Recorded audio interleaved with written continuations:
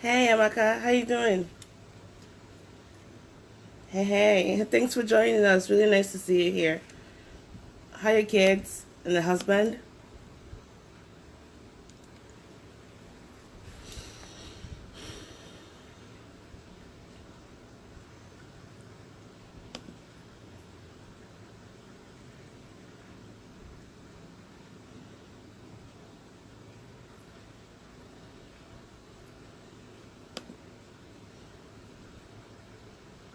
Oh wow, Ijoma, wow. How you doing? Okay, Amaka.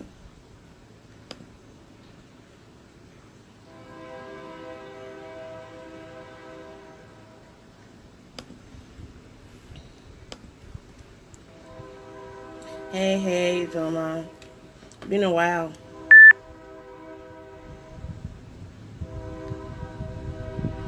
Hello, everyone. Welcome.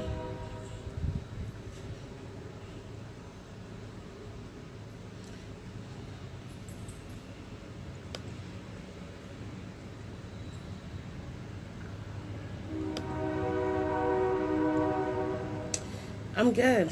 Thank you for asking. Hello, AJ.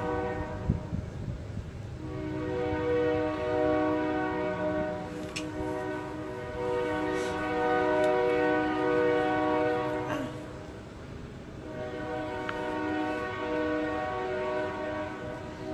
Chiamaka.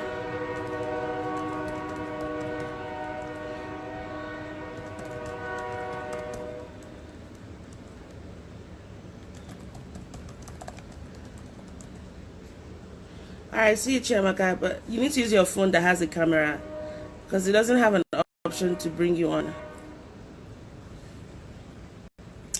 Send you a message on WhatsApp. Hey, what's up, babe?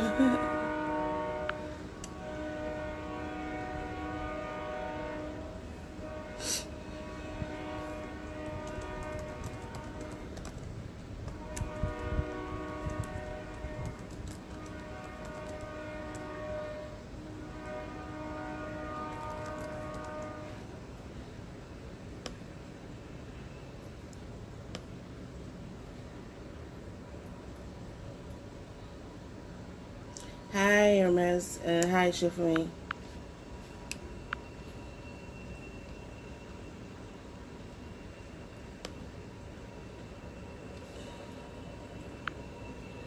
Okay, there you go.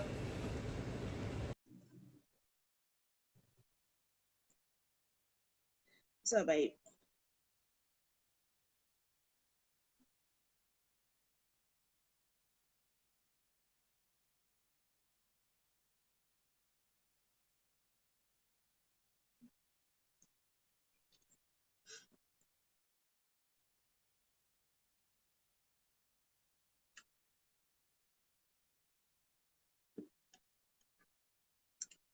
I hope everyone's week has been good. What's up, sister? Okay, Chamaka.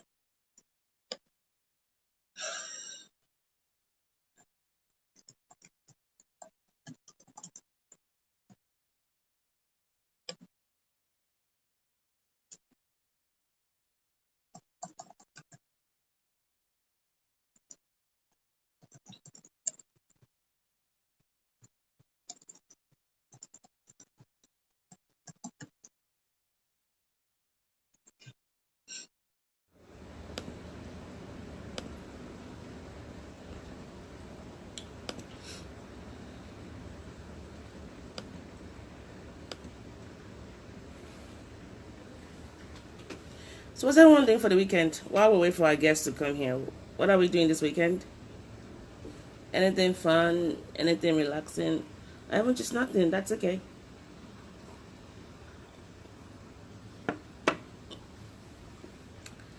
Oh, sis. Wow, thank you for joining, Sister Yemisi. Thank you, thank you. Good to see you here. All right, Chamaka, let's try again. Add.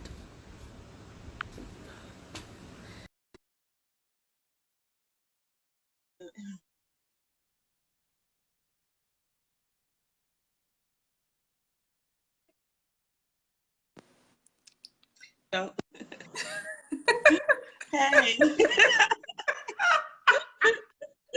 Hey, what? Yeah. How you doing? Okay, sorry. Let me just put something off. I said, you can tell I've never done this before. I could tell. I was See, the like, thing about it is that there's not everything. I don't know all the rules. yeah. So, like, I didn't even know about the privacy stuff until you I think mentioned so it. because So that's one thing I have to add to things I have to tell my guests now from now on. You yeah, know. so I had to change Okay. it all, and then I thought I could do it from my laptop because that's what I even set up. Like I'd even done text, Ah, includes no. everything. Me now, you know me, wahala. But no, I didn't know. So why can't you do it from your laptop? Because I don't know. I think it's a Facebook mobile thing. They haven't like expanded it. And even this Facebook Live, you won't believe that it started with iPhone. So if you didn't have an iPhone before, you couldn't even get on it. Really? Wow. Yeah, so I think because there are different applications that can, some applications can run on your phone, but Yeah. not on your computer. I don't think they've expanded it yet. Okay. Do you know what? Let me prop my phone somewhere because if I'm just Okay. holding, is this better?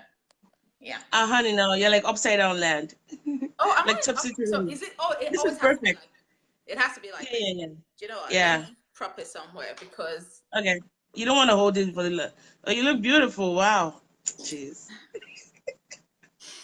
I did not I'm come to. sorry. I walked into that trap by saying beautiful. I know I'm gonna pay for it. Mm. Do you know what? You know, because normally, right? I would, if it was a podcast, I wouldn't even bother. But when I just realized, I was like, Facebook, I said, let me come out. Ah, the vanity on you. I can't. I can't even cope. But you know what? You're the only one who thinks I'm vain. Most people don't think I am. I'm the Except only one. Honey, you are. now.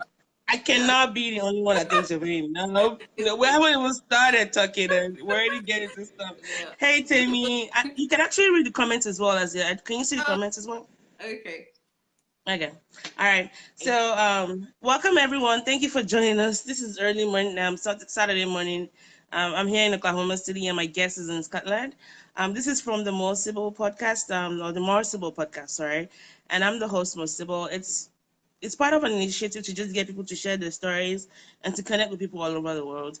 And so check out www.mosibyl.com, and I'm gonna put that link on there for past episodes of people. I have a podcast which is part of the show, and I also have other Facebook live. So there are tons of resources on the website already. So go on there. If you want to be part of the show, also send me a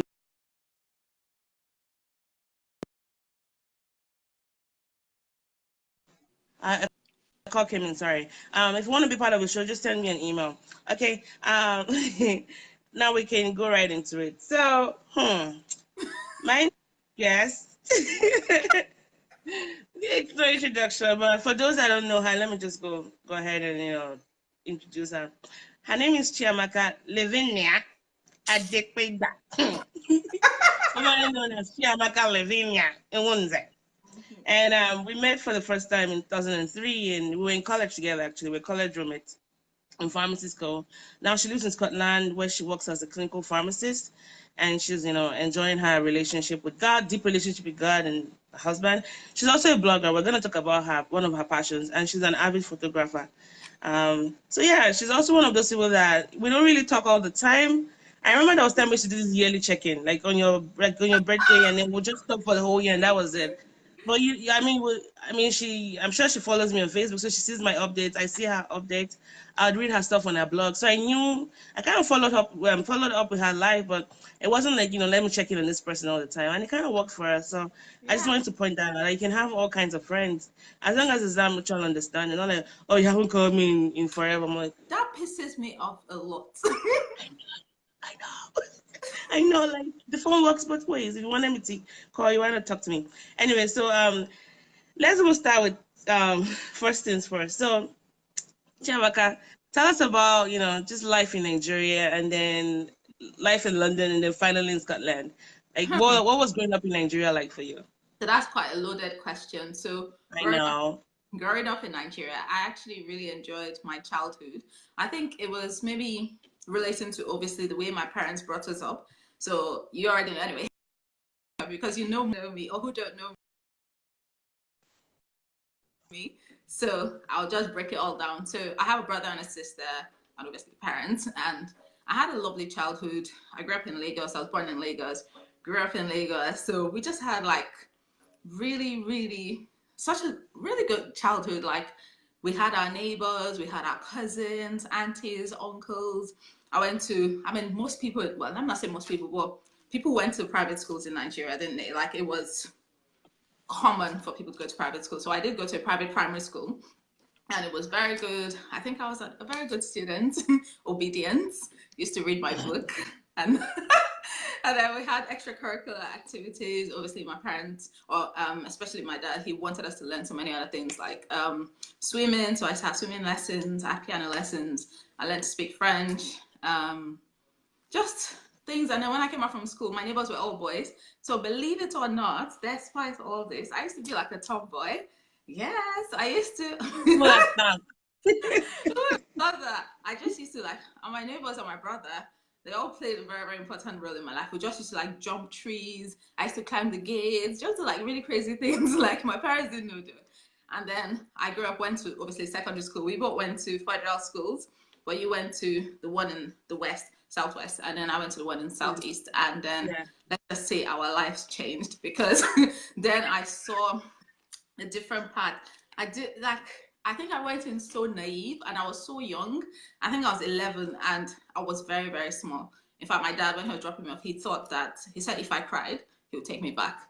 And my mom, he was telling my uncle who they dropped me together. He just said, do you know what? They went to even fetch water for me. So they got water in jerry cans and everything. So on their way back, my dad was telling my uncle that if I give it to her and, they had settled me all, and I started crying, that he would just take me away because obviously I went to a school in the East and we lived in Lagos. But trust me, I came back, I was like, Daddy, I even made a friend. This is her. And my dad was just like, okay.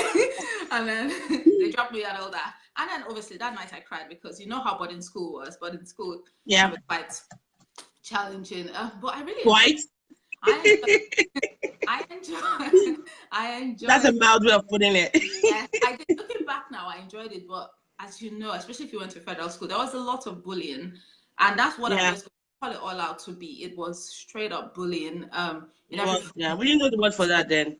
So we just called them wicked seniors. Exactly, we didn't know like what it meant, but I mean, we were bullied so much. Like I still have scars on my leg from all the kneeling down, crawling, everything like that. But it's fine. Like it's also made me a very, very independent person. Like I learned to manage my resources, like resources in brackets, my provisions, my pocket money, everything. And I feel like I grew up into a proper adult in boarding school. So looking back now, even though it seems tough, I actually enjoyed it. I'm not saying I enjoyed the bullying. It wasn't all bullying. I mean, it was really fun as well. But I enjoyed all the memories and discipline. And then obviously in university, we went to the same uni. That's where we met. Unilag that people were dying to get into. But yeah, the University of First Choice, by the way. Yes, I mean they always say there are only two unis, Unilag and others. We don't know the others, but anyway, that was just Unilag, and that's why we went. And obviously, we went in diploma, and then the stress from diploma alone. First of all, you think of the amount your parents paid. I can't remember. Maybe it was 250 at that time. 100,000 naira. I still have the receipts, by the way. Was it just 100? I thought it was like 180 or something like that. I don't think. Honey, no, but 100,000 there was a lot of money. I know, but it just seemed like so much money. I was like, wow. I really do not want my parents wasting money on me. And then the GP to cross over to LUT was 4.5. So I don't think people were going out to play. You, first of all, you were amazing student, always reading. Me, I knew I wanted to pass. We all did well anyway. I was still a good student. So yeah, crossing over to the other side, I think it was something that we focused on while in Unilag. But I still had a chance to have small fun. People think small fun. You used to hang out a lot. I know people think I'm actually not interested. Like I'm so dry. I like being in the house. But anyway, then we just we were it was good. And then let me see now. My childhood in Nigeria. I mean, I grew up mainly in Nigeria. Yes, for me. She just said it was 200K. It was 200K. Oh, really? Yes, it was. I should go and check. Maybe my parents paid in installments. Maybe they paid twice. Because maybe. Oh, you know what? Yeah. You're right. I know it's going to be 100K because it was 200. That was a huge investment. huge, especially in 2003. So it was a lot of, I know. we didn't want to waste time. But yeah, my childhood in Nigeria, I really enjoyed it. I mean, I grew up, like, I want to say, like, my adulthood was mainly in Nigeria. So being born in Yeah, Nigeria, going to all your universities in Nigeria, secondary, primary, whatever, it makes a massive impact on your life, doesn't it? So yeah, yeah, I absolutely enjoyed my childhood in Nigeria, and every time I go back to Nigeria, it's attached to so many memories. And then when I moved to the UK, so I came to the UK in 2010 for I was gonna say diploma for my master's. yeah. And you got your master's in something in healthcare, right? Yeah, so I did healthcare management. Because Okay. one, even though I liked pharmacy in Nigeria, I wanted to see something else. Like, do you know, I don't know if this was you though, but when I finished as a pharmacist in Nigeria and I started working, so I worked in Loot. I think you worked in Chevron. So I worked in Hmm. Loot and it was good. Like, I mean, I liked hospital. I've always liked hospital pharmacy. But Yeah. then I just thought I wanted something a bit more. I was thinking, Yeah, I just knew that oh, wasn't gonna be my life. I knew it. exactly. I just thought I'm I not just knew doing it. just dispensing. I can't really do that. Like, I want to be interactive. I Mhm. want to talk with my patients. I want to be on the ward rounds. We did ward rounds in, I think, the fifth year. But it Yeah. was But it very, wasn't. It was just like, who are very these people? Like the slaves, exactly. no respect, There nothing. wasn't I'm like, enough ah, intervention and things like that. So I just thought that, I mean, that's not what I thought I would be, but I just thought, okay, and that's what kind of maybe fueled me into doing healthcare management, because I felt like, okay, since I might not 100% do what I wanted to do as a pharmacist in Nigeria, at least let me learn the managerial, what's it called, part. yeah, So yeah, so that's what I did for my master's, and then moving to the UK. So before then, I had traveled to Europe, but then I hadn't come to the UK at that time. So I wouldn't say it was a huge, like, change when you've never traveled before. It wasn't different. I still remember that day. Funny enough, it's coming up maybe 19th of September. That was when I came in. So I came in, I came straight first to London because, my school was in Manchester. So that's different yeah, from London. So my cousin picked us up. She was so lovely. She picked me and my sister because, oh, I forgot to mention, me and my sister came at the same time. yeah. I So remember. yes, and I think looking back now, moving just on my own, maybe it would have been a bit tougher for me at that time, but I don't know. But then, yeah, I came with my sister, so we all went together, stayed in my cousin's house, and then the next day I was going to Manchester, and that's the trip I did alone, and that was my first time. Don't even judge me getting on the train. We don't have trains in Nigeria. We have every other kind of trans. Well, now there are trains in Nigeria, but at that time, I don't think there were trains for. Transit trains. Yes, there were trains, but I think it was for what's the word now? Transporting For goods. like to carry goods and all that. Yeah, so there were trains, but it wasn't for, yeah. But they did have for like those that were going to the north though. But then for It yeah, is, but yeah, I don't it wasn't think, mainstream. Yeah, yes, yeah, it wasn't the most popular kind of mode of transportation. It would have been just flight or bus or something else.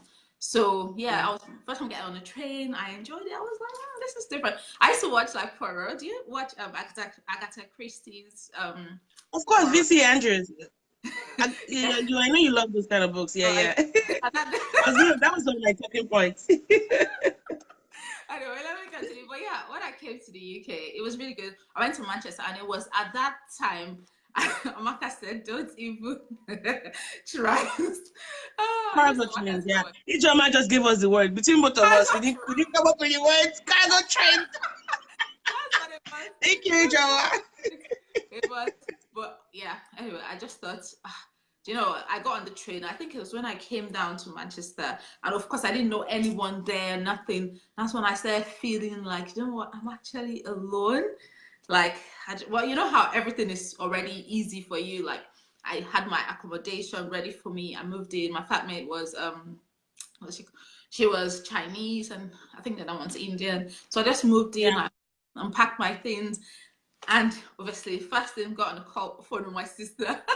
I just started calling my sister. So yeah, I said growing up. By the time I moved here, I think that was my mid 20s, and that's yeah. when you kind of start forming yourself. I mean, you never stop developing yourself, do you? Like, it's a You never, yeah. process.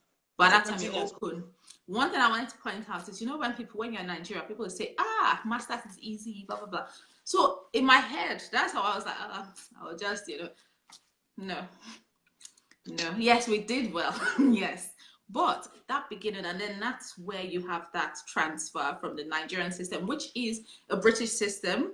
So Yeah, it's but similar. But I can't even imagine how it would have been for the American system. So we were yeah, taught in a British way. However, coming to the actual British educational system, system yeah, yeah. is different because one, you then learn how to read deeper for knowledge as opposed to reading to pass exams. And I those are know. It's the two same here different. too. Yeah, You can cram up and down and you'll pass. But the questions, and I don't know if it's because it was on an MSc level, you had to know it because the questions you're going to see are not things you would have seen repeated in a previous past question. It will yeah, be different and yeah. it's going to be able to go inside of your brain and bring out that information because you're going to be Yeah, and even apply. Ability to think on your feet and apply what exactly. you've learned to And something. again, in Nigeria, I don't think we write a lot. I mean, both of us, we are writers. So it's something that you would think would come easy. Obviously, I wouldn't say I struggle too much, but the whole writing thing and the style of writing is different. Yeah. Exactly. And I then didn't even know knowing I had writing skills in Nigeria. I did not know that I could write in Nigeria. You exactly. know. Yeah, yeah. Yeah.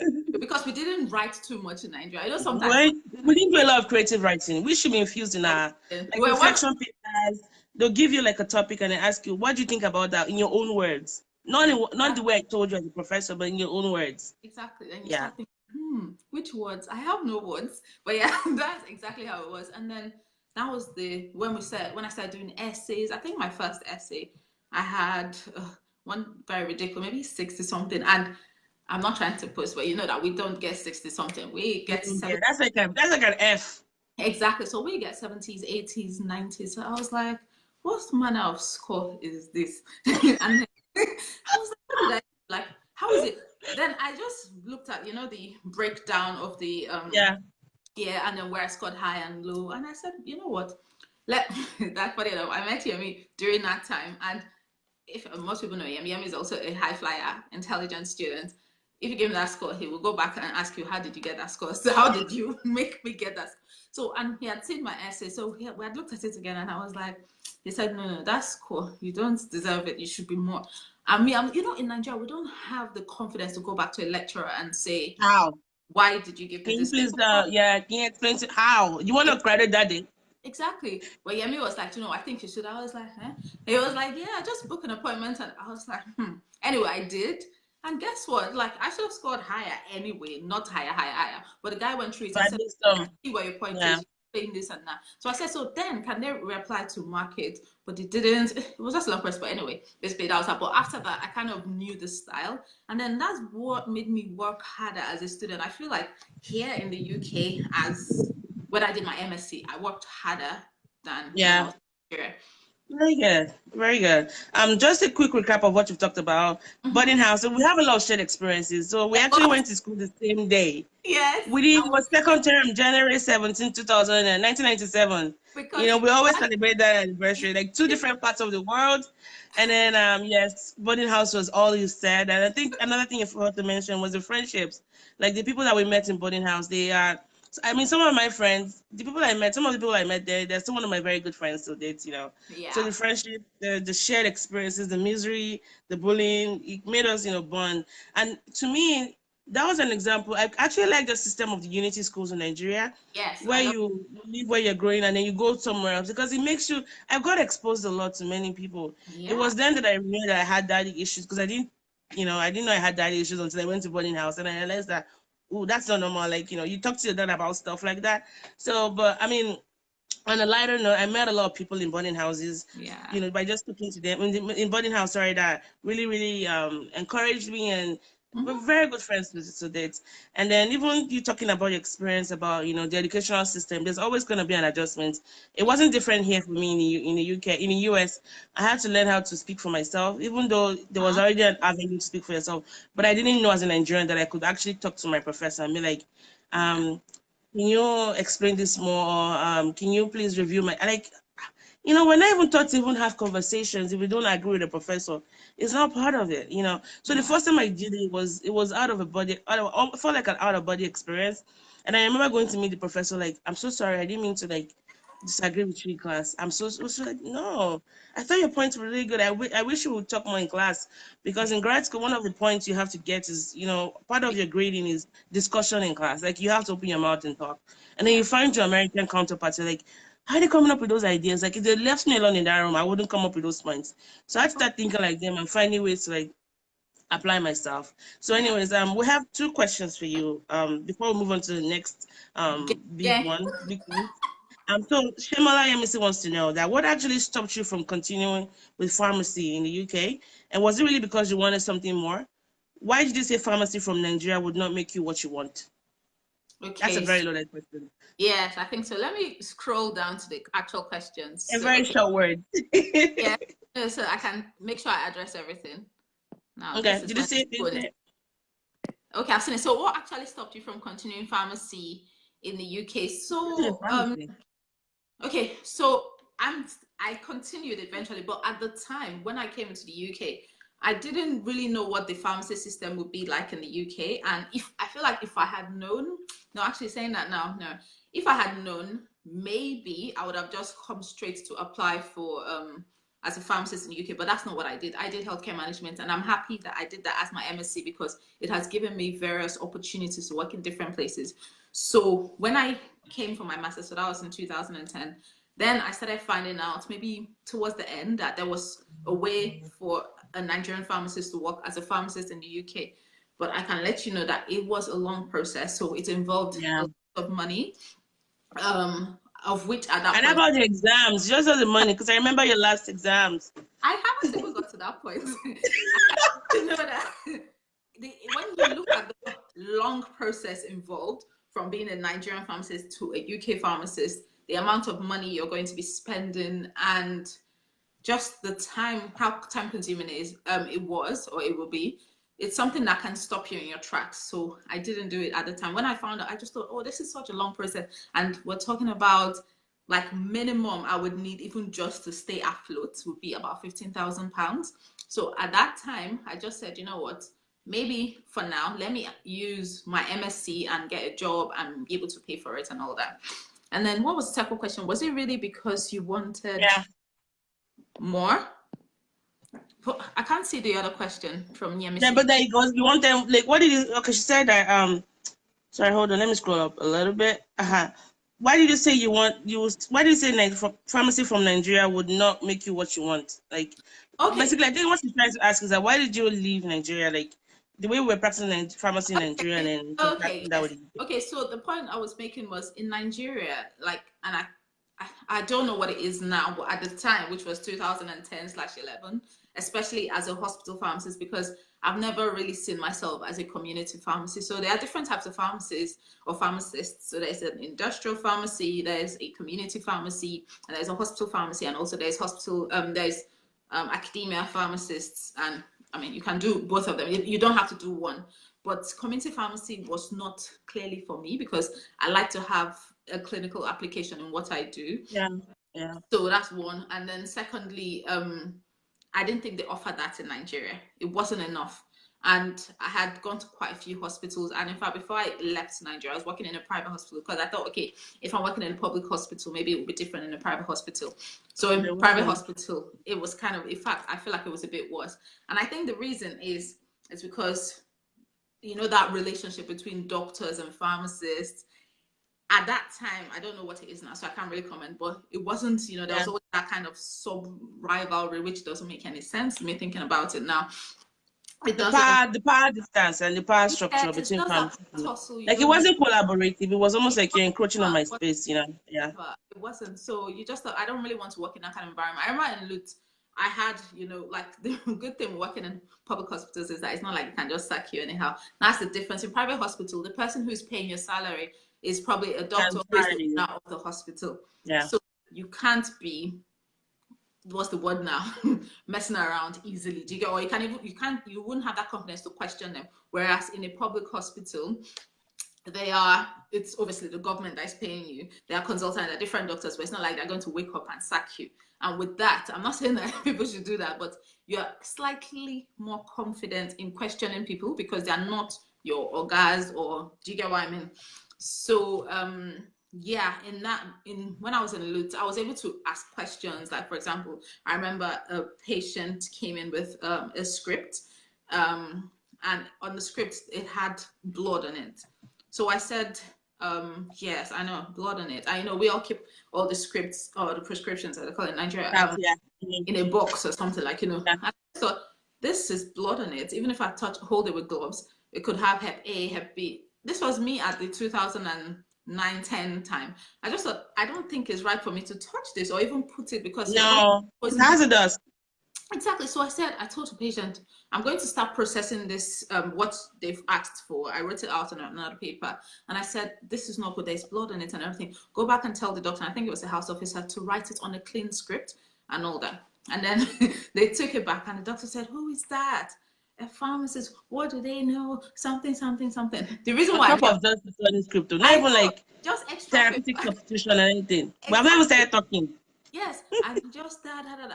I said, well, then I happened to come out of this, and and the thing is, when people are talking behind you, when they see you in real life, they can't say much. So I just said, like I said, you know that this is not right. If you want another paper, I can give it to you. And the person just stopped in their track. They didn't expect me to come out and tell them. I said, because that's the right thing to do. I said, we're processing this patient's, prescription, but this is not right, and blah blah blah. And of course, Yeah, nobody told that this is not right, and blah blah blah. But yeah. yeah, so I could One do of the that. things you had to go through. If I was Yeah, in a yeah, private hospital, I would not be able to do that. They'll just like. yeah, yeah, So yeah. have I So answered the question? you have two major highlights. I think let's go back. Now we have a lot of friends practicing in Nigeria who love what they Yes. do. Some don't Yeah. love it. I think it just boils down to your own preference. I just need, because like you said, I used to work with Chevron, and then I started working in a HIV clinic, and I Mm-hmm. did enjoy it, but I just knew that there was more to my own life. Like I Yeah. knew that I wanted to get behind the scene and Same. do research that can impact my patient's life. Like I wanted to be able to provide evidence-based, research that can guide, drug therapy, that can guide, improving my patient outcomes. That was what I wanted to do. So it, Yeah. it just boils down to what you want. I knew Nigeria wasn't offering me that. So Yeah. every night, like I went, there was time I actually wanted to go to the UK to do, actually got an admission with Aston University to study, was it drug delivery or something? Because I really didn't want to write the GRE. So that was my cop out. And I remember Tolojo, my roommate, saying, Talani, if I were you, like with your good grades, I would just, do the best I can do and go to the US. I was like, dang it. But every night was sleepless for me. I knew how to get out. I knew it. Like, if you know it deep down that you're built for more, then go seek that more. So people are happy in Nigeria. We're not saying that pharmacy practice in Nigeria is I not, think it's not improved. optimal, but it's emerging. Yeah, it's coming up. You can see Mm. they're trying. I mean, before we didn't even have MTMs, like medication therapy management and or what they call pharmaceutical care. So there's Yeah. been, I mean, it's the problems you see in the healthcare system is but a reflection of the government as a whole, of the country as a whole. So Yeah. until we learn to fix our like our big problems, I think a lot of the sectors, like the health sector, the educational sectors, are just always going to be a reflection of how the country is run. Yeah. That's one. And then for educational differences, which Hafiz mentioned, and I wanted to highlight that, Mm-hmm. is if you find yourself here in the US as a Nigerian Yeah. or in the UK, wherever you are apart from home, okay, welcome, take a Mm-hmm. deep breath.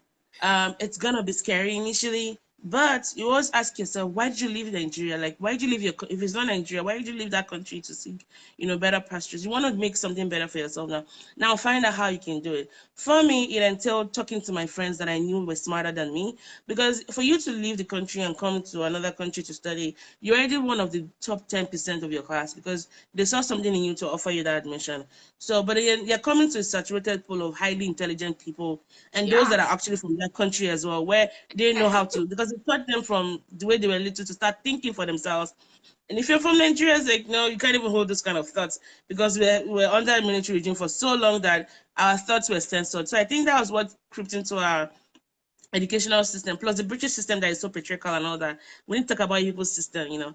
Anyway, so if you find yourself in another country, just make sure you talk to people. I went to a lot of my TA hours, like my TAs knew me, because I wanted to just learn more, and I was passionate. I think I only had about maybe two Bs. My GP was like 3.9 something out of 4, by the way.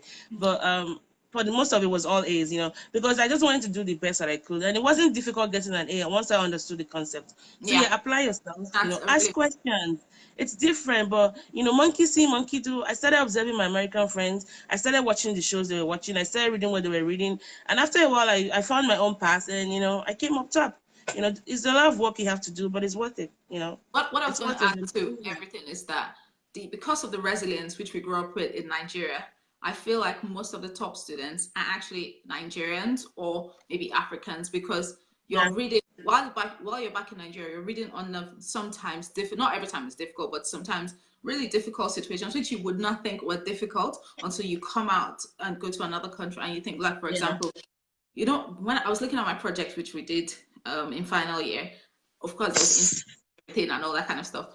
But having the access to different articles right now, do you get yeah. makes a difference? Like, it makes it even It faster. does. And when I did It my does. dissertation for my MSc, it was, I had an A in it, obviously, but it was more straight. It was difficult, It was. but the access to knowledge and everything else was even Resources and just all that. Yeah, is yeah, processing information you did was much easier. Like in Nigeria, it would have yeah.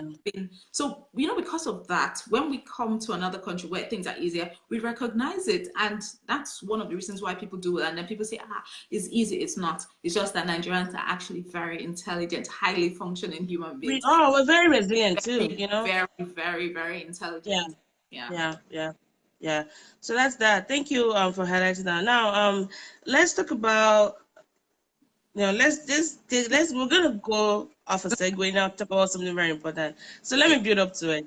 So one of the things that I found really unique about you, because we're roommates for about I think 3 years or so. Maybe four. How many years? Maybe Four 4 years. years Yeah. before you kick me out. I I almost think. fell down. By the way, it's tough joke about that. She said I was cooking a lot of Yoruba food. Now you're married to a Yoruba man. All the best to you. This is like karma coming to kick you in Yeah. the butt. Every Just time. kidding, just kidding. No, it wasn't. One of the unique things about you was, and I don't think I've shared this with you before, but let me explain to you. You're one of those people that, whether you know it or not, you've affected my life in a positive way. You know. Let me explain. Hold on. I'm not even looking at you while I'm saying this. It was seeing, because this is serious stuff right now. It was seeing your relationship with your dad, you know. And I like that you were very giving about that. And I'm gonna start crying now. Dang, I don't have my tissue here. You're very giving about that, in that you let your friends experience your dad. Yeah. Yeah. And then you talk about your dad so proudly. And I was receptive of that, because I was like, this is how, like, a father and daughter relationship was something I'm just having now. I didn't have it then. But just seeing you mirror that, and Sorry. seeing how you were with your dad, how your dad was with your friends. Ah, Sorry. I think there's something on your screen. oh, Is it visible? really? Okay. Okay, it's better now. Okay, sorry. Yeah. Yeah. Um. So, like, I liked how you shared your dad with us, and just seeing you with your dad basically was one of the things that changed my life. And then one particular incident was when we went swimming together at Lagos Country Club. You allowed me access there, and then you're like, my dad will be around. Let me give him a call. And then bam, you called your dad, and then he came to join us at the suya spot, and he bought suya for us. And I think it was really my first time like sitting down with your dad, and everything you told me about him, like I remembered everything you told me about him. It was that way, and so. When I remember when you called me and told me that you lost your dad, of course, initially I thought you were joking because you used to prank me a lot, Yeah. and then I just remember that I felt like the world had collapsed in a way, because I just knew that was gonna be, I wasn't even sure how you're gonna come back from that. So Yeah. let's talk about your dad and what he was like to you. So, okay, before I did this interview, I was telling Yemi when we're looking through the topic together, and then he said, "Ha, if you go and choose number, the numbers." He's saying you now break down in front of Facebook Live and be crying.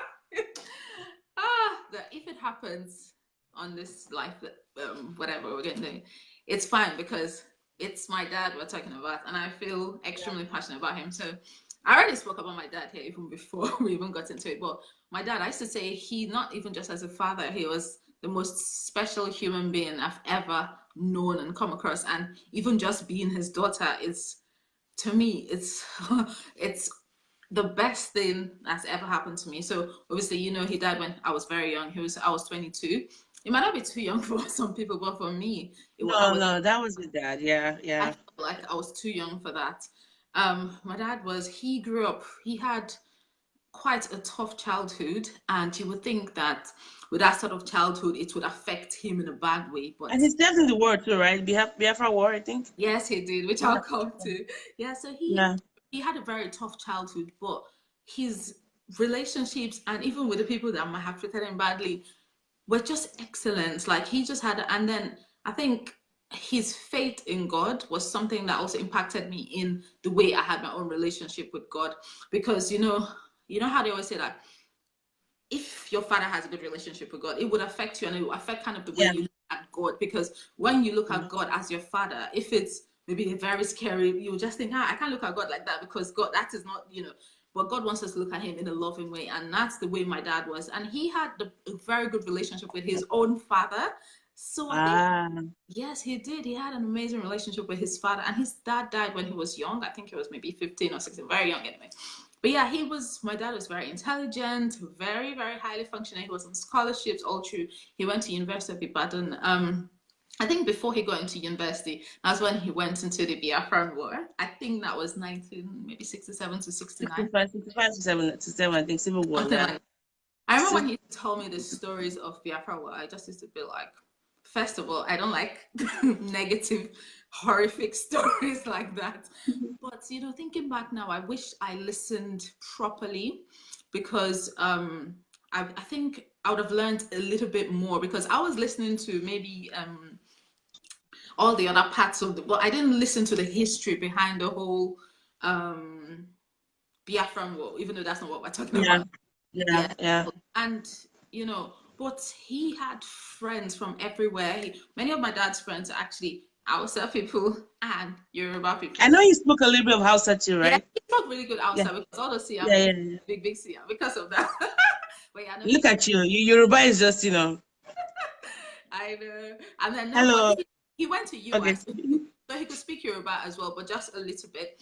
So my dad was very wide. Like most of the things that I see myself doing, I feel like I got them from my dad. So for example, obviously in academia, that's what my dad did. He was very good. I feel like people used to look at us and give us pressure. Say, hope you're as intelligent as your father. I'll be like, like how come people think of us like that? So that's Pressure. a huge pressure. And then secondly, even photography. So I don't know, I don't know if you remember, but as a child, my dad was taking our pictures. He had so many cameras I and know you had. I mean, probably one of the few friends that I know that have like pictures of everything you've done. Your dad was like the Instagrammer before it became he Instagram. was, he was. I have a baby book that has, and I don't even know where it is, which is hurting me right Oh my now. But goodness. there's a baby book of first cup, first drink from a cup, I see first where date, your first. vanity started from. Exactly. So every but that how he used to treat us like little princesses, and Yeah. that's like every single thing was documented. He took our photos, so he was very good at photography. But was a what's the word now? A photographer, but not as a job, as a hobby. But he was also a Yeah. journalist as well, wasn't he? So that, and then he was also a writer. So he had a column in Champion, and he wrote for several newspapers. Also, he was the editor in chief and chief editor for so many Daily Times, Imo State newspapers, Champion, Punch, like literally every newspaper in Nigeria. My dad had worked with them, and then he also won an award in America for. And I just recently, I was even going to contact them to send me the award again, just to keep for the Association of Financial Newspaper Editors in America. So he was Wow. there for like 3 months, and then they wanted him to work and live there. And then he was saying, "Oh no, I really want my kids to grow up in Nigeria." We were like, "Really?" But yeah, so that's that. My dad was just, he was incredible, and I just, when I was growing up, I didn't know that people didn't have that kind of relationship with their fathers. I Yeah. just Well, not everybody took got it. that one. I want to say I took it for granted, but I just thought it was normal because that's all I knew. He used to, treat us like adults. Even when I was small, like 3 year old, my dad would, sit down, talk to us, and say, "Okay, so, how was school today? What did you do?" That's why he knew my friends, like all my friends he knew, all my sister's friends he knew, all my brother's friends he knew, everybody he knew, and he wanted to be friendly with all of them. Like Yeah. even when I went to the club, right, without my friends, he would just be like, "Okay, are you going back to school? Okay, let me buy donuts for your friends." He'll buy. "Let me buy this for your friends." That's how he was. He was just He was everyone's daddy. So I remember, and you just got married recently, and I remember when you told me about the wedding, and one thing that just came to my mind was, um, how you gonna like? Have you thought about like the daddy the walking you who's gonna? I knew your brother was gonna walk you down the aisle. Like, have you given a thought as to how emotional it was gonna be for you? And then you Yeah. told me that you didn't want to think about it, but you know it was gonna be hard. So I want to ask you, like, congrats on How? your wedding, by the way. I've said that many times. How was it like, being like having this big day and not having your dad with you? So it's something I had already thought about. And I'm sure you know, on your own wedding day, there are too many emotions running through you. And one of those, like before then, I had, thought about it and I just thought, oh, my dad, I would love my dad to have been here. But on the other hand, I had my brother and I knew my brother was going to walk me Shout down. out to Ikenna, by the way. Yeah. My And brother was Ada. And your mom. I forgot to do all of that. exactly. So my brother was there, my mom was there, my mom's brother was there, my dad's brother came all the way from the east to be there for me. So I had and my uncles were there as well. So I just had like a lot of support in terms of fatherhood. And these are people that I knew my dad would be so proud to have around me on that day. So to be honest, like I actually did not cry when Okay. on that day or feel sad.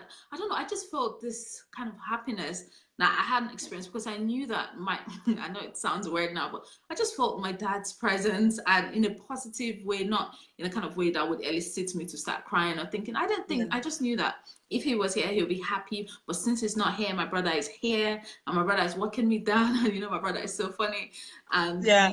I mean, he transformed a lot. I was like, I whoa. that's really he took it real seriously, so Yeah. just having that, I think I didn't really, feel too sad. The only time maybe I would have felt sad. So when it was time for we both had mother dances. So Yemi danced with his mom and I danced with my Yeah. own mom. That was the only time, I felt a bit emotional, dancing with Yeah. my mom. Not because I miss my dad, but because I knew she would Yeah. want, Yeah. Yeah. her husband to have Yeah. been there. Well, other Yeah. than that, like, and I knew that he was wherever he is, he will be extremely Smiling, happy. Exactly. smiling down. Yeah, he would All have right. been. Thank you. Thank you for sharing that. Before we move on to the next one, I want to ask you this.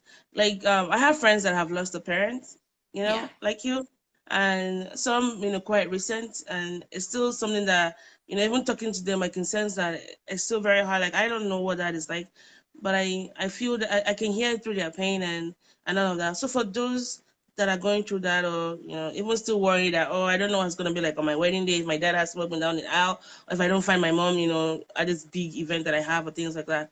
What's your suggestion about it? I know time doesn't make you better. I know time, there's nothing about time when you lose somebody like that. Like, what kind of encouraging words can you share with these Okay. people? So I even actually have two words, me and Lamide. And if our people who've lost, we talk about, like I said, I was going to actually write a book about grief and maybe even say the African way of dealing with grief because people see it in different ways. One thing I would say is that grief is not something, it's one of those kind of emotions that you can't even define. And I've seen definitions of grief and I'm like, no, actually, that doesn't seem correct in the way I feel because it's such a deep, sometimes I feel like it can even be deeper than love sometimes, but it is a Yeah, deep emotion. I think And it's the permanence of it. Like, it's yes, permanent. yes, it's not going anywhere per se. So with grief, I would say, or if someone's lost someone, that's why I said there are two advices or two types of advice for the grief, the person suffering the grief, and the friends coming to commiserate. So now for the person, Um, now for the person who has lost someone, don't let anyone define your grief for you. It's all down to you to define it and to grieve whichever way, manner, however you want to do it. It's up to you. Don't, yeah, I wouldn't want to say don't read books about stages of grief and everything because, as I said, it's so unique to everyone. And I feel like grief is kind of dependent on the relationship you have with the person that you've yeah, lost. So obviously, if it's a very deep relationship, no amount of words, no amount of reading, no amount of anything can help you. And I know many people are not Christians, but to me, what I would say has helped me with my grief is having a relationship with God.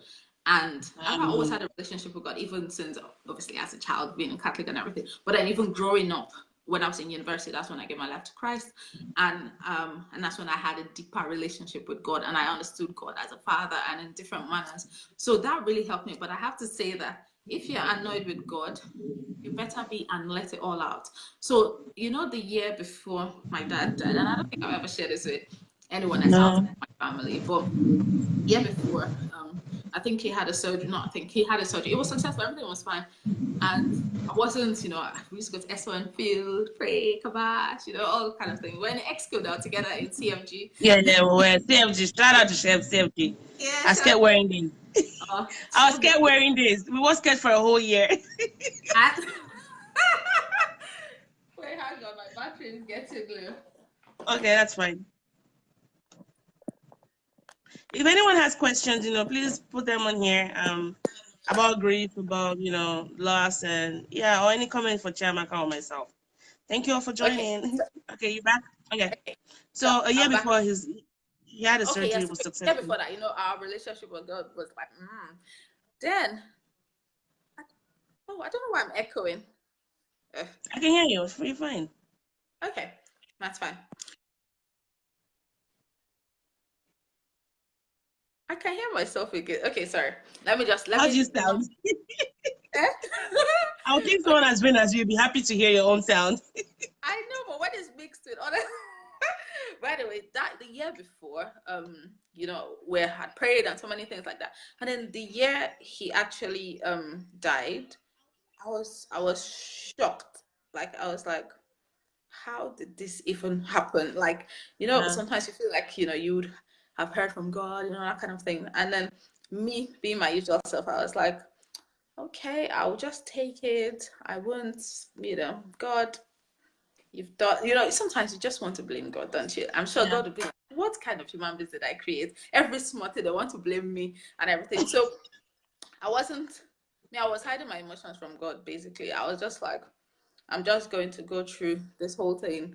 I wasn't praying. I wasn't like to you, like I wasn't even praying, nothing. I was just like, okay, I was just going through the motions and having to go through that. And do you know that for that year, many people didn't know, I didn't go to church. I didn't pray. When you're keeping malice with God, and God will be like, you better come back.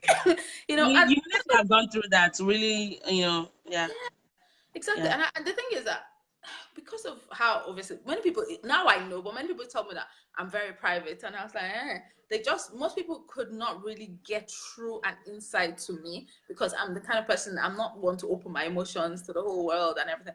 I keep my things to myself. I mind my business a lot, and I just kept it all in. And then I used to write, I have diaries and everything. And then I can't remember.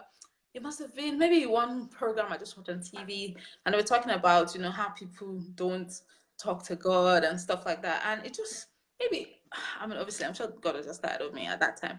And then that's when I let out my emotions to God. And I think that's very important because when even I just was annoyed and I just let it all out, I said, use so many words. And after that, it's almost like God was like, yes, now you have come all out. Can we talk? Can we have a conversation now? Exactly, And the funny thing, when you've not prayed, you don't go to church, you've just not done anything, I was feeling like I was just existing, like literally. And the thing is that everything was still going on well for me. Like everything was fine. Like, in fact, if anything, I feel like I even became slightly more successful. And that's when I understood that God really loves me. And it's not really dependent on what I do, how I serve here or serve Him or anything. God's love is unconditional.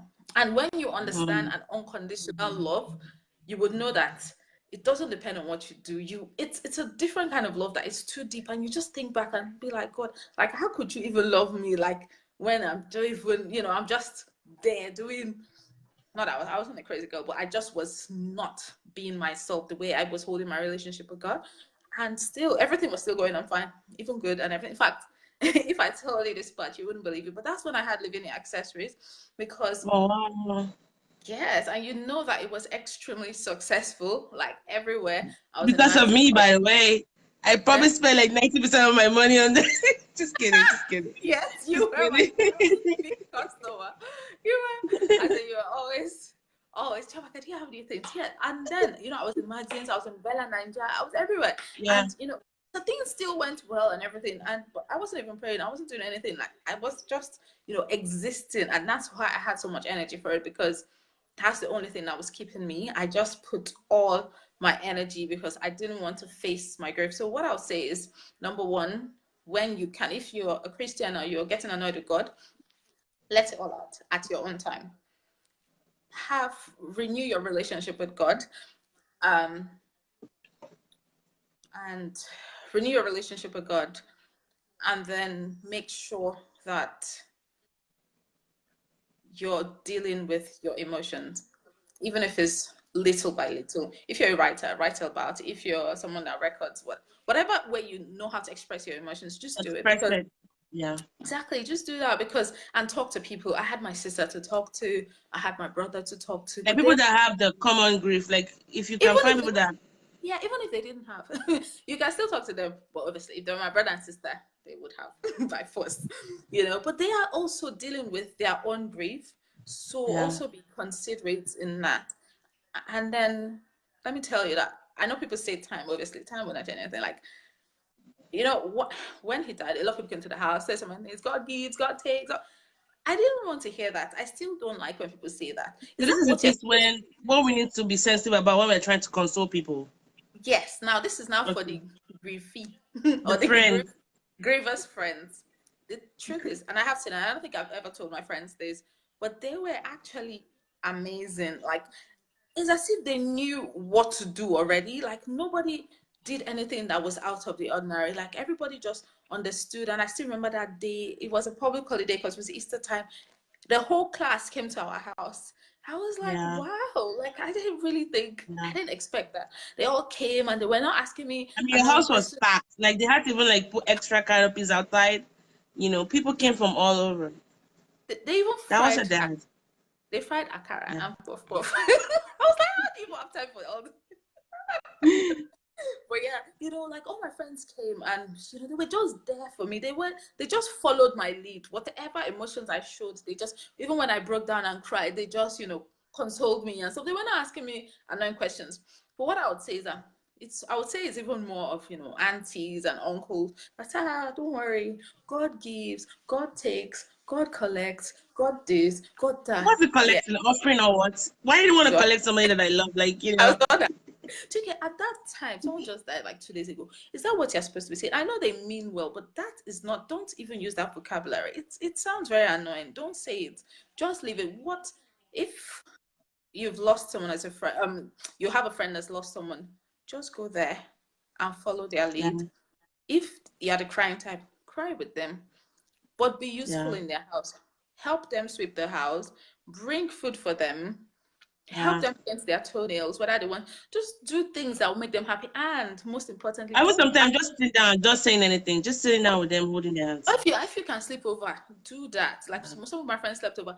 Or even Yeah, hold their hands. And if they break down crying, don't say anyone. Most times people don't want to hear anything when they are grieving or when they're going yeah, through that kind of emotions. They don't want it. Just leave them alone and do. If you're not the type that knows how to hold and you can't, console without words people that are crying, then help them do stuff. Just say, oh, can I yeah, do this? What do you want me to do you want me to? Most times they won't answer you, but still do something. And then less words. That's what I'll say. Don't say much. I was about saying less Just word. The fewer words, the better.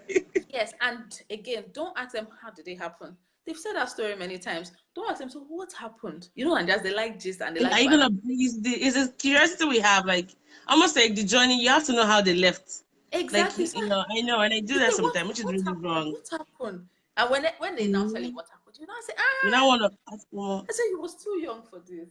He was this. Or then now Somebody said that. they say he was too young to die. Or somebody told my sister. She said, oh, I think someone told the friend's friend, or Ada lost her dad. They say, hey, hard luck. Hard Hard luck. hard luck. So me and Ada, we used to joke about it. Hard luck. Every small thing after hard luck, she'll be like, what? Yes, Like, sister. Look how you just turn things, you start. yes. And I think that's one thing that has kept us. We laugh about some, even my brother as well. We just laugh about things. But that is what I would say. Don't do any of those. Just go there, be with them, love them, do things for them, take them out, whether they want it or not, or get them something that they like. And even if you don't spend money, you don't spend money, really, your time means a lot to them. The only advice I ever listened to, only one, because when people were telling me things, it just went in here Yeah. and went straight out. In fact, most times it didn't even go in. I just blocked my Which one ears. I didn't stuck want to you? to, eh? Which No, when advice people stuck were to you? those aunts, no, oh yeah, I'll say it now. So one of my aunts is, she was also close to her dad, and she said, Chiamaka, I want to tell you something. That was a different approach, because most people just give me the advice whether I asked it or not, or asked or not. But this one, my auntie said, Chiamaka, I know how you were with your dad. It was, a very tight, very close relationship. One thing I want to tell you is that time doesn't change it. 5 years from today, you still cry. 10 years from today, you will cry. 15 years from today, you will cry. It's going to be always there for you, with you. And don't push it away, just embrace it. And I was like, okay. Wow, that's really deep. It was a deep Almost one. like your relationship you had with him is Yeah, immutable. You've had that. It's always gonna be. It's almost as constant as the loss now that you feel. exactly. So you can use And that to like match it. yeah, and Wow. till now, like, I mean, what's it? I was telling my sister that 2 weeks ago, I just cried. I was like, am I a crazy girl? Maybe not. But that's the thing. It can come anytime. So yeah. Don't be Yeah. ashamed of it. Don't be. Yeah. Yeah. Yeah. I like that. I think it goes back to your first point of grief is, it's your grief. Like as many times as you want to grieve over it, don't let anybody define it. It's been almost 10 years, right? How many? More than 10 years. 10 years and maybe 6, 7 months now. Exactly. 10 years and you still remember him like it was yesterday. 20 years, Sorry, 30 Tony. years down. Sorry, one Yeah. minute. I think I have to go off and come back again. Okay, okay. All right. We'll wait here. Just 1 minute. 1 minute. Okay.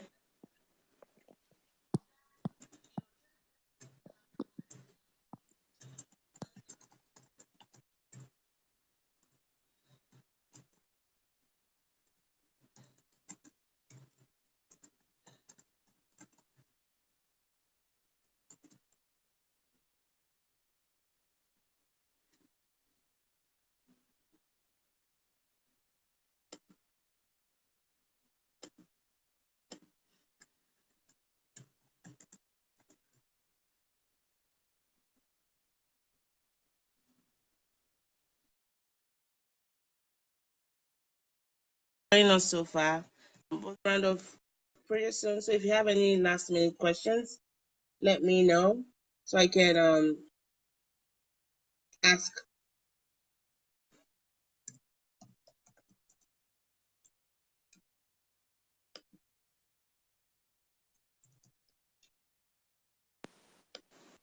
All right. Thank you for coming back. So we're actually Thank you. almost now. Thank you for sharing that. And as we're talking, I've been typing some of the tips you talked about so we can connect. Okay. And there's been a lot of comments on there.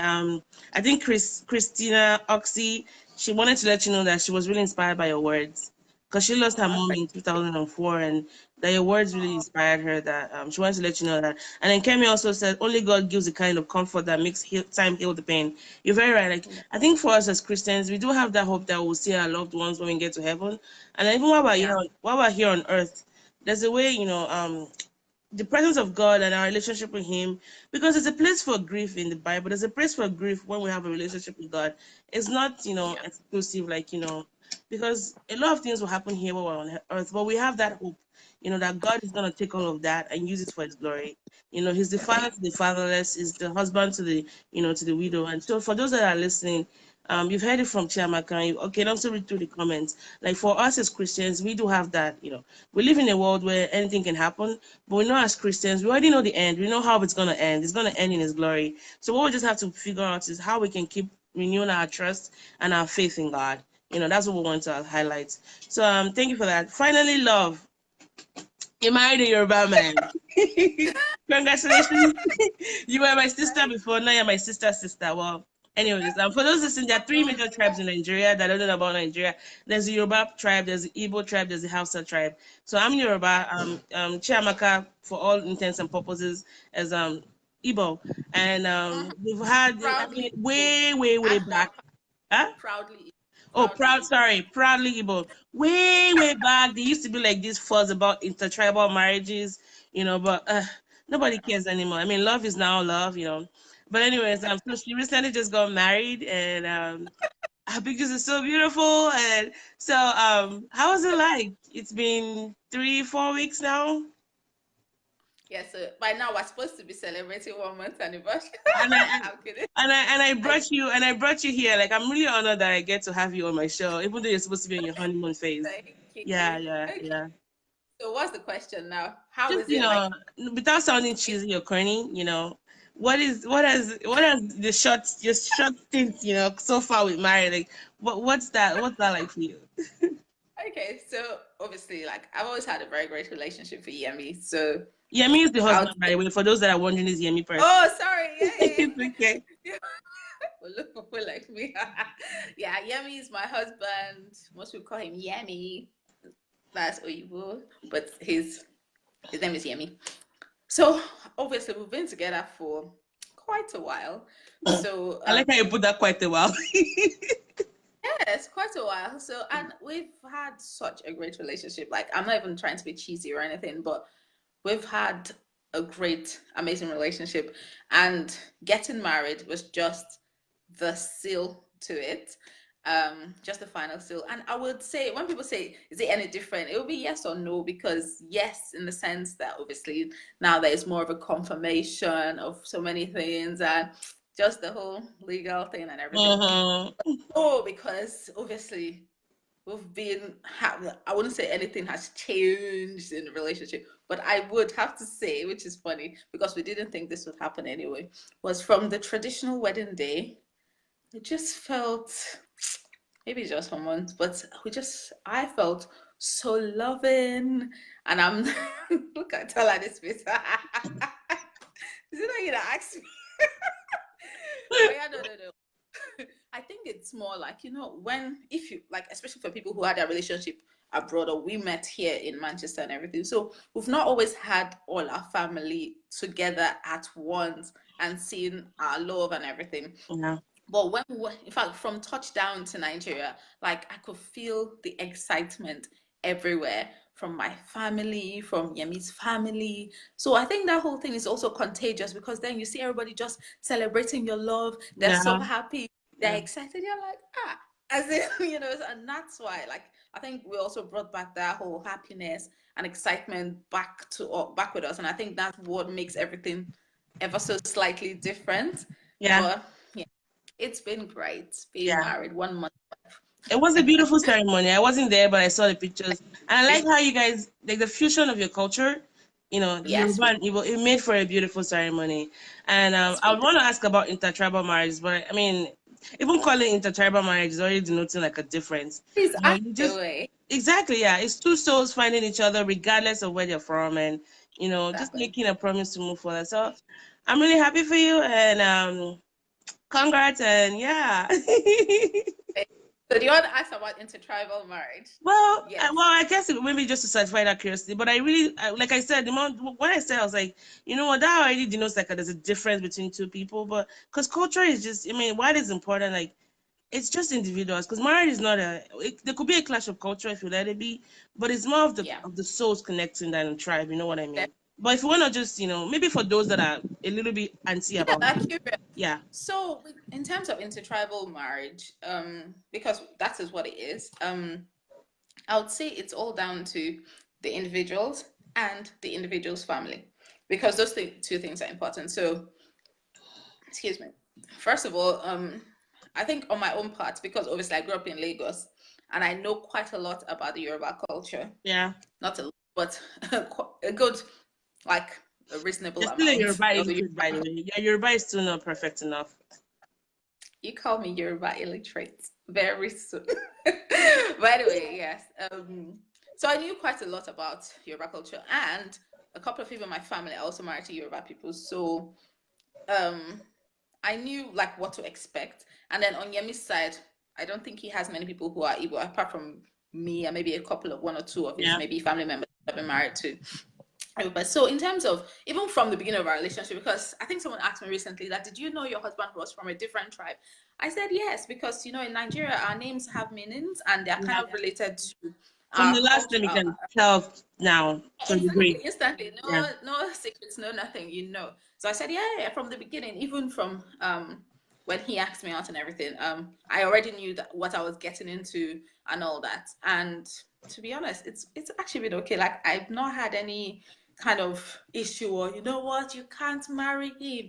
He can't marry you. None of that whatsoever. Again, it's down to the family. So on my own end of the family. Obviously, initially, when anybody dies from an tribe, once you just come, they will raise their eyebrows a little bit and be like, Just so they won't say that they didn't say anything about it, you know. they won't say anything, but that's this side of the eyebrow. I don't have to raise a voice. You know, a little bit. But maybe, but when they meet the person and you know they see you guys are serious, they'll all be all for it, you know, all to support it and everything. Yeah. So it's always been that. So we've never. I know somebody asked me. Somebody thought the reason why we hadn't done our ceremonies was because maybe families had. So I was like, eh? Families were even supported. When are you forgetting, right? When did I even get? So I was like, no, not at all. Yeah.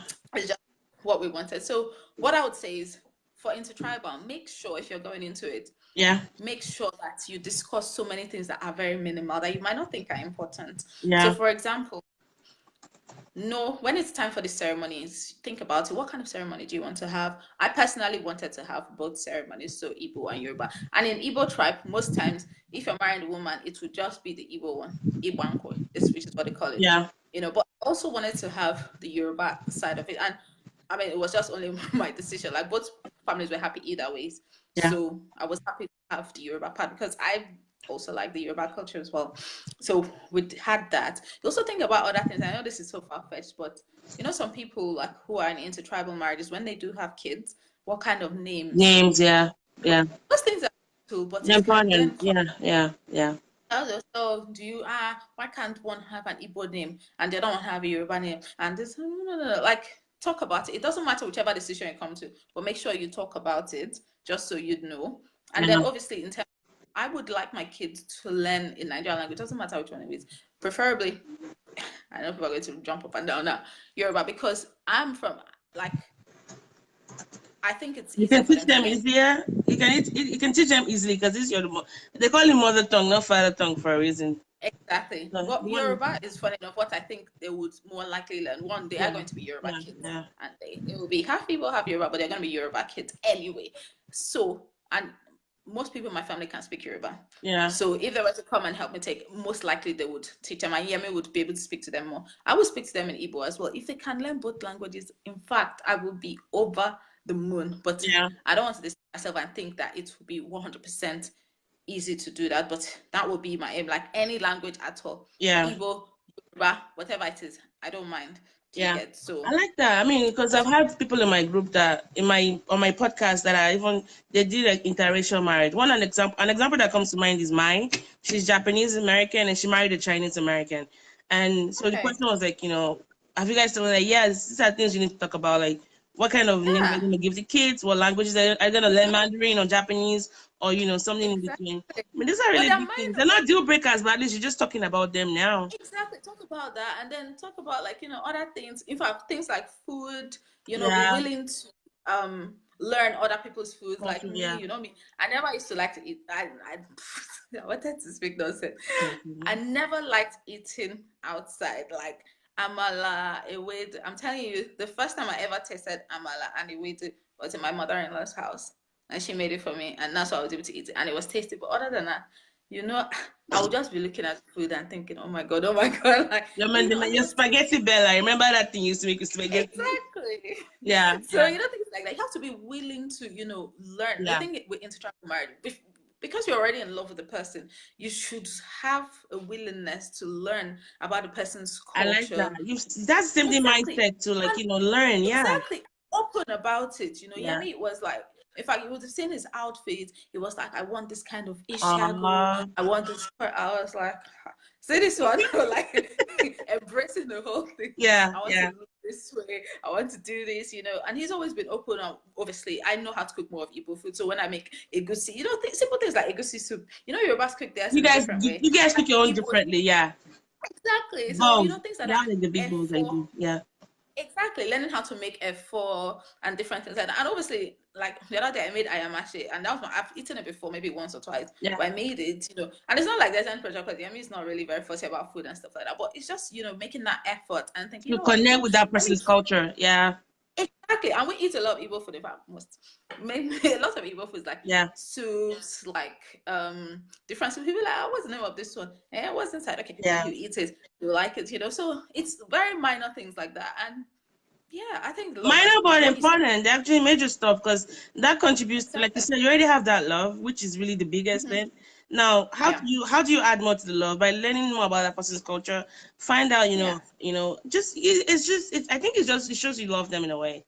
Exactly. Just be open. Don't think, why are they doing it? You can never do this in our house, I didn't grow up that way. Exactly. And not You be like this questioning person things. already. Just learn more about their culture, yeah. Exactly. It's actually not that difficult because they're already there with you. Just ask them like, hey, or maybe even go online or call people from that tribe. How do I make this? I like to surprise him with stuff, or I like to surprise her with stuff. Exactly. And that's the thing. Unless you don't really love that person, then you will now think, this is so difficult. Like you guys kneel down a lot.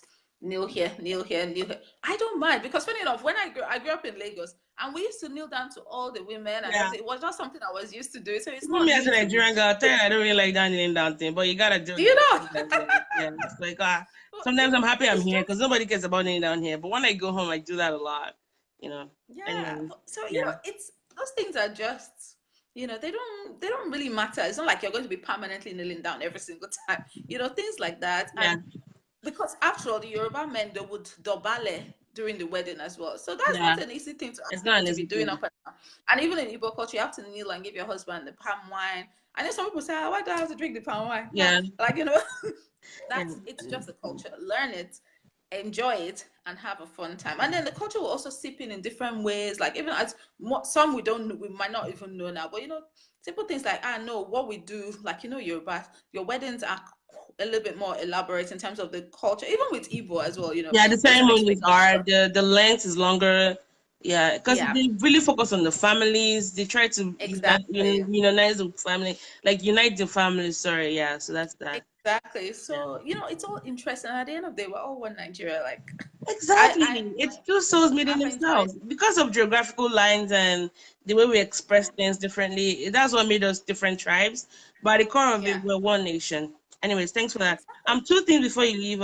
Just wanted to emphasize what Inoma said, that the names are really important. You can be Igbo and still have a Yoruba name. Like she's Igbo, but she gave her daughters one of her daughter's name is Adun, so that's good. Yeah. And then Christina asked this question, Christina Oxy, and I think you kind of mentioned it already, but I'll just say that. Okay. She was like, Chiamaka, did you ever experience any fear and pressure from your family when your relationship with your now husband exited 2 years? Because I got to know you guys did it for almost 9 years. I mean, she already said that our family were even like, when are you going to get married? When are you going to get married? Like, they didn't, I don't think, were you under any pressure? I think you mentioned that you guys were not under any pressure to get married. Yeah. So, no, that's at all. And I think that's one thing I really appreciate from my family. Like, first of all, they just enjoyed us being in our relationship. I've never had any kind of problem, mind you, Yemi, no to this girl or Chiamaka, you can't marry Yemi, nothing of the sort. And I think they were just expectant. They were just like, maybe one day they would, say they want to get married or anything. But there was really nothing like that. I think I feel like it's certain threshold. They kind of let you be. It's gonna be like, what? Exactly. Well, one thing I have to say is maybe it also kind of helps that we were abroad.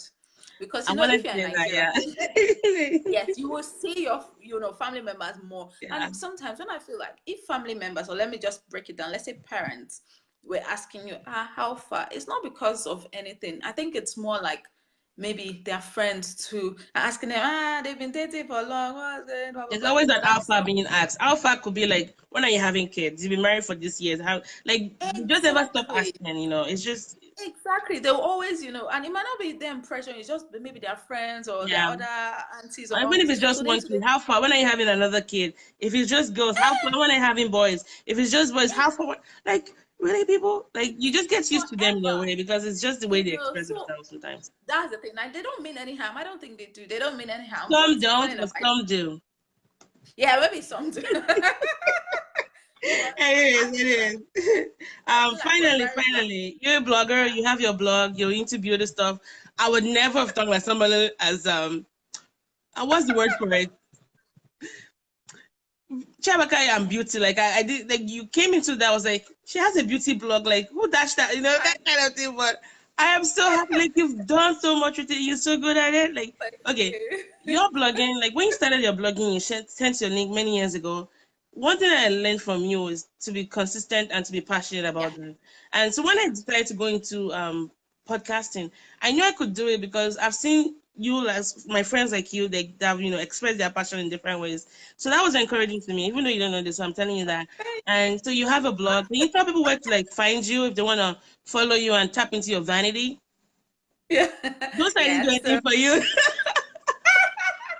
So my blog is www.fashstylelive.com. And I'm So you gonna guys put know that that. on there, fashstylelive.com. You can also follow her on Can I follow you on Instagram as well? Yeah, sure. Anywhere. I Okay. full ground. All right. So But she's yeah. really big on blogging. I mean, So she's been on. I think she's done a lot of interviews. I think she's been invited to a lot of events. With Oyinbo people yes. and doing all that stuff. Like she's really passionate about. When I went to London last year, she gave me a makeup kit. When in I tried to use it, Chiamaka. I really try. I don't really like makeup, but I tried to use it, and I still have it in my makeup. But once in a while, I'll put the blush on. But she's really passionate about oh, makeup, about beauty. I do. So if you have any questions about, foundations and creams and sunblockers and all of that stuff, sorry I cannot help you with that, but Chiamaka is the person to go to. Thank you. So my blog, I started my blog like 5 years ago, which is Yeah. funny now. Like before you check my blog, I have to confess that this year I haven't been serious blogging, and it's because I have been Wedding busy. stuff, I right? wedding stuff. I Yeah. moved to Scotland, and Mm. my job now is extremely stressful. So I just didn't have time, and especially with the wedding planning. But now that everything is done, I'm happy to go back. But yeah, so I started my blog in 2013, which is like what, 5 years now. It's crazy.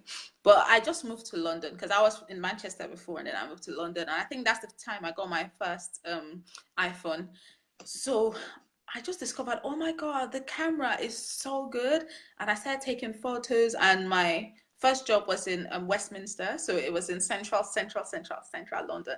And there were really beautiful places. There was Big Ben, there was just different things. And I was just taking photos. I was like, oh my God, I really like this. And then I now downloaded an app called Blog Lovin', and then I was reading, I was seeing girls. I was like, oh my God, like, wow, like, how are people able to do this? They're talking about makeup, they're taking photos. I'll check on these girls' blogs. I really liked it. And obviously, there weren't many Black bloggers at the Yeah. time. They still, even till now, that's one of the They're not issues. But many. now, yeah, I feel Mm. like the American bloggers are so much better now, and UK ones are also coming up.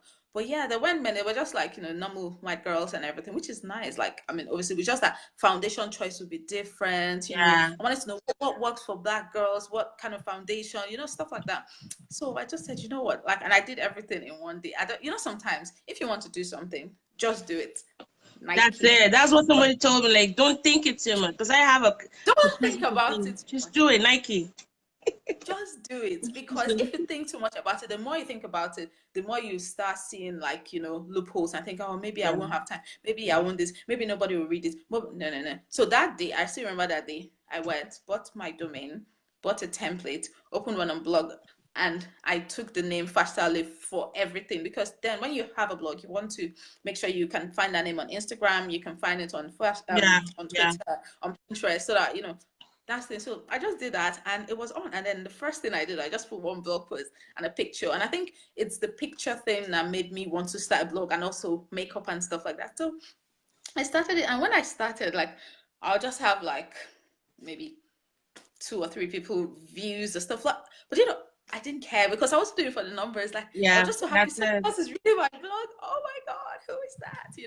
I was just excited, and every day, and everything seemed so new, because anything that happened, I was like, oh, maybe I can talk about that on my blog. Let me Mm. do this. Then I started doing my makeup and stuff like that, and I just, and these were things I was buying with my money and all that. I think it was only in maybe 2014, then brands now started noticing me and said, "Oh, can we send you these? And can we Free send you that?" samples. And yeah, so I do, like, I didn't do this in my beauty room. If I showed you my beauty room, you think I'm vain. You will be like, oh my God. You have a beauty room. So I do. I Don't can't worry. like. So I knew if I did the interview there, I would not look serious. And I want to look serious. But anyway, yeah, so there are loads like brands did. And the thing with I would say the difference between blogging on in the UK or in the diaspora compared to Nigeria is the Nigerians expect some of the Nigerian brands, they have a lot of expectations. Like if on the blogger, do you get? So for Yeah. example, if you sent me, let's just say you sent me let's take this, a diffuser. I Yeah. bought this, but I'm saying let somebody send this to you, a brand. No obligations. They will send you an email. Hi, Liv, because that's the name I use on my Yeah. blog. Liv is actually my dad's name. So my dad's name is Livy. So before I used to answer Chiamaka, Livy Iwunze. Yeah. But eventually, somehow, in one of my certificates, it was only Chiamaka Iwunze they used. And from there, that's how the name stuck. Because my sister and my brother answer Livy Iwunze. And it annoys me that I can't answer.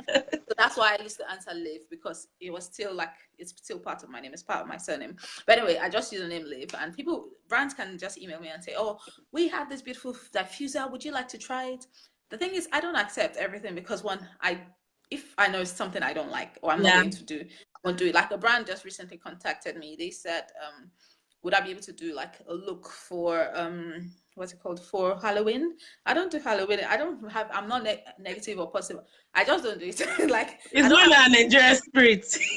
exactly. It's not, and I don't want to do something just because they're Because going to pay me. Or, yeah. it's not something and anything I'm doing, I want to be passionate about it. So I was just like, no, like I'm not. Thank them and say no to that. But anyway, with Nigerian brands, sometimes if they send you stuff, and this is from Experience. listening to not even my experience, because I was never a blogger in Nigeria. It's just from other bloggers that I've listened to. When brands send them, they will just say, oh, when will you post about it? When will you do this? When will you do that? Like, Keep your yeah, no. thing. Exactly. There's no obligations. Like the ones here, there's so much like, I mean, some of them are bad too, but generally brands would there's an expectation. Like the ones I work with, they will just send stuff and hope I like it. If I like it, I'll write about it. If I don't like it, I will not write about it, but I will let them know. I will not just take it and say, I don't like it and that's it. It doesn't work that way. Both sides, you have to be quite respectful to each other and say, you know what, I tried it. It wasn't really great, Yeah. but thank you for sending it to me. That's the thing. And your readers would notice if you have integrity and if you're, what's it called? If you can be Sell trusted. out or something. And Yeah. Yeah. exactly. So So I just basically, like that. And you don't promote something that it hasn't worked for you. Like you make sure you use exactly. it. That's good. Because it's bad. Like, it's just because you want free stuff and everything. And most Yeah. people, the reason why most bloggers, or especially new bloggers, sometimes complain is that they'll say, oh, nobody's reading my blog. Oh, nobody's sending me stuff. But is that the reason why you should be blogging in the first place? Yeah. Why were you blogging in the first place? My reason for blogging is I just like to write. I like to write. I like to take photos. If it's photo days, I will spend hours taking photos. That's why I don't have time to take photos now, because I don't have hours to be spending. Thank God for that. But I like to take a lot of photos. So if I have like if I want to take a photo of this diffuser here, then I'm going to take it from the packaging, the outside packaging. I might take a close up of the actual reeds just to see the quality of what it is. I'll take underneath, the side. It's different things, because if you want someone to, like, when I want to buy something, I want to see reviews. What have people said? Especially people like me. Do they like it? Do they not like it? And stuff like that. So yeah, that's about. But yeah, I'm gonna be starting. I want to say from October. Okay. But yeah, I look forward to that. Yeah. I like that. I think we can round up by just summarizing this point. Like, whatever idea you have, just do it. Like, don't overthink it. And I'm telling you that thing really worked for me for my podcast, because I thought about it for a while, and I remember my friend just saying, you know what, pick a date and just go on Facebook and say you're gonna launch on this date, because they're gonna go back. Because I'm telling you, if they left me to myself, I probably keep, it's not perfect yet. I need to tweak this on my website, but no, just do it, rip it up and just do it and follow your passion. Another thing you mentioned that I really want to emphasize too is that concept of, why did you start doing this in the first place? When I started my podcast, I had like 5 people listening, and I could tell you who those 5 people were. It was me, my husband, and a few of my friends, because, but now, even now, like, I have people from all over. Like, it hasn't even grown a lot yet, but I keep doing it because I know there's a community for it. I know that I'm not doing it for the vanity of it. I mean, I would love to have a lot of people listening to my podcast all the time, but I won't let that get into the way of not producing good stuff. I want to connect with people. I want to tell Exactly. stories. And so don't get bogged down in the details about, oh, I don't know how people are not following me on Facebook, or I only have 20 people on my Instagram and half of them are my family members. So what? Just keep being persistent. Keep doing it. And keep asking yourself, Yeah. why are you doing this? If you have a goal, focus on that goal and everything else is going to fall into place. So the key thing here is, follow your passion consistently and don't get distracted because you're not finding people that are following you, and also listen to your people. Like I've had, because I just turned in like my survey now, and I want people to like inform the process. If you're doing stuff that is community based, you want people to think that you're part of it, so I Yeah. always tell my friends, like, this is not my show, it is our show, it's our platform to tell stories. So listen to your audience, what they're saying that can even help you. Some might say, Yeah. well, you need to like make your audio better, or I don't like the way you comment on that. Listen to them and make those changes, because you're public Yes. servant now. You're working with people. You're working for people. So yeah, those are the two tips I wanted to put out there. I don't know if you have any final thoughts before I let you go. Okay, what I was gonna say is I don't know if I answered all the questions that had come up. I Do you think want to you check? did. Well, there's a particular one, but I think you kind of talked about it, and it was with she. Sorry, Yemisi wanted to just find out that did you use your MBA, your master's in healthcare administration, or you're doing like pharmacy? So I know she's practicing in the hospital, and I think her background with her master's is also helping her with her practice. Okay, so yeah, I could answer that because another thing I actually like talking about is getting jobs in other countries. And one time I was thinking, I think I would eventually do it when I've all settled down. And it's about, getting a job because sometimes, especially if you're an international person, when people tell you that, I remember when I came in, they said, now the only jobs there are cleaners. But and honestly, there's dignity in labor in whatever you do. But then Mm-hmm. you can't just come in with that because remember, you're coming in as a university graduates, do you Yeah, get? And yeah. that's like, you already should see yourself in that kind of, up there and work upwards. So yeah, so my MSc definitely helped me in all the other jobs I had before I went back to pharmacy. So just to put it all out, so from 2011 when I graduated from my MSc, I've always worked in health and social care in civil service and mainly in the NHS and in the council. So I was going to say in Nigeria, in US, I don't know what the equivalent would be in, but it would be like local, not local government, maybe like government, like state government or government. But basically, I've always worked in the government, and I've Industry, yeah, worked as sector. a yes, I've worked as a project manager. So working as a project manager, my MSc in healthcare management definitely helped me with that because that's one of the things they looked at because they knew that I had a managerial stuff, and on top of that, I also had I was funded by Department of Health for a graduate trainee in management as well, and that's why I was able to work as a manager for those couple of years, and hence why I was able to pay my fees to go back to pharmacy. Yeah, So the SC was very useful, and that's why I said it was a very good decision that I did that instead of coming straight as a pharmacist because that would mean I would only have one kind of option. So right now, if I thought, you know what, this pharmacy thing, I like it, it's not for me, I want to go elsewhere, I would still have options to do that. yeah, It did help. But right now, working as a clinical pharmacist, it can help, but I'm not. What I'm not using it currently yeah. moment because I'm working towards really level. Is that train? Yeah, so yeah, there's a train not too far from my That's house. Is a nice. train track. I actually love it. I love the sound. It used to Yeah, the bug me noise is before, but quite. I don't hear this all the time. So yeah, I it's kind know of it past. reminds me of some. Oh, It sorry. reminds me of a But I think what you're movie. trying to say is just diversifying your portfolio and giving yourself like Yeah. more avenues to like express your passion. Because I think like you and me, like as a creative, I don't want to do one thing for the rest of my life. I get No. uneasy. Some people are comfortable having the same job for how many years. I'm not that kind of person. So I'm seeking ways to like, express my passion through different ways.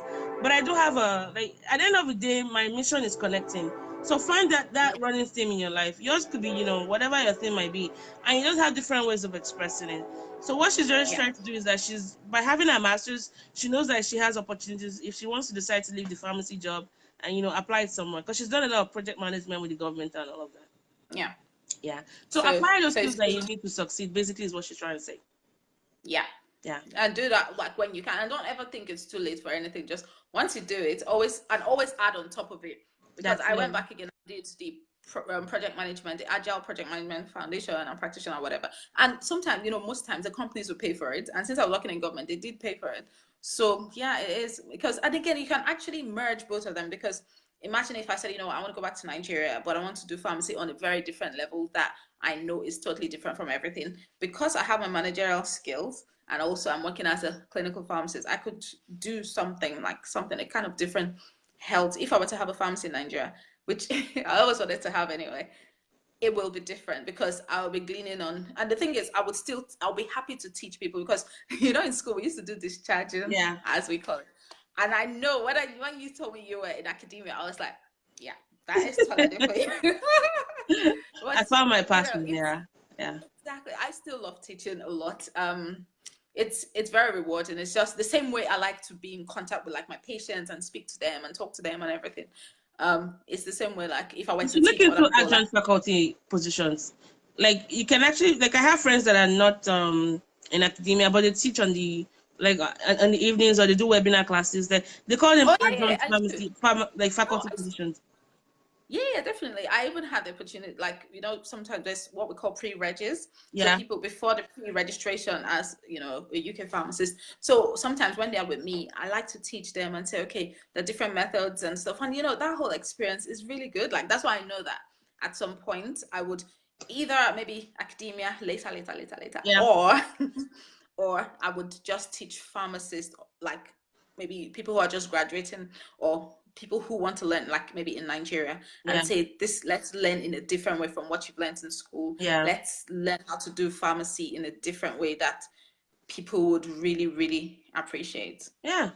Very good. Thank you. That's my You've answered all of the questions. Any final oh thoughts? that's Any final thoughts? yes. So I want to say thank you. Oh, that's Let me my say, line. Well, go ahead. like in Maltese, I said I want to place a request to my how do they say it? My mommy and daddy, Mr. and Mrs. I want to wish you a happy New I want Year to and play. Merry I want to Christmas place a and that. request to my auntie Talani. No, no, no, okay. Yeah. So Talani, thank you so much for giving me this platform to talk. It's not felt like an interview, and even though I was like, which question will she ask me now? And, it's been really nice. It's like we're just having a normal conversation, like our yearly check-in, Our which we yearly. always So have. I guess I'll see you same time next year, 2019. Same time. Have your people get with my people. No, no, no. Yours is in October. Now your birthday is in October, Oh so yeah, that's that's true. too That's true. soon. We still need to do that check-in. Yeah. We always do yearly check-ins, Yeah. and you know what you wrote on the what's the word now, on the bump about me. I Yeah. was like, it's so true because we don't talk every day, and I feel like it's the same with quite a few of our friends. Like, especially from home, Yeah. like we don't talk every day because everyone's busy. They have families, they But have understand, we jobs, they have so understand many things each they're other's doing. hearts. Yeah. Exactly. You can't sit down and be chatting with people when they have things to do. But that's why there were friends that I really appreciate and people that immediately I just chat with them. They'll just tell me, hi, how are you? We just continue like, where did we stop? Okay, let's carry on from there. And yeah, one of my friends, oh, it's cut off. And yeah, one of my, I'm here. I can hear oh, you. oh, okay. I can't hear you. Oh, send me the invite again. I can hear Sorry. you. I can hear you. Oh. Oh, can you? Oh, I can't. Yeah, I can hear you. I can see. I can hear you. Can you hear me? No. I see you. I just keep talking. I see you and I hear you perfectly. Okay. Hello? Well, anyways, I think I don't know what happened to her connection.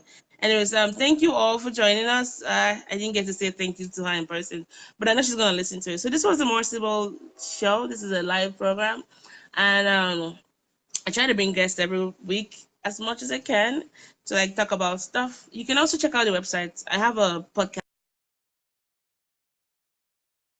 Thursdays, 3 p.m. Yeah, thank you all for joining. Thanks for all the feedback. Thanks for all the comments. Thanks for adding to the beauty of the show. And it was really nice seeing some people on the feed. Fumi Ajao, Temi Oshawa, I'm back. Kemi Oshiki. I was just doing like a roll call. But yeah. Oh, Okay, anyways, finish your please point. let me Finish say your my point. thank you speech. Let me tip it. So yeah, I need your micro. thank Thank you you all. thank you so much for having me on the show. Like I've always watched it. I don't watch it really to the end. I It's okay. listen more because I'm more of a listening person. It's Thank you okay. so much for having me. It was just like talking to my old friend, Yeah. not old as in but We're old now. We're in our 30s. Oh, yeah, we're older. I'm 25, man. But it's been amazing speaking with you, and I'm so proud of you. Like, I've always been extremely proud of you, Don't but make I'm me very, cry, very stop. proud.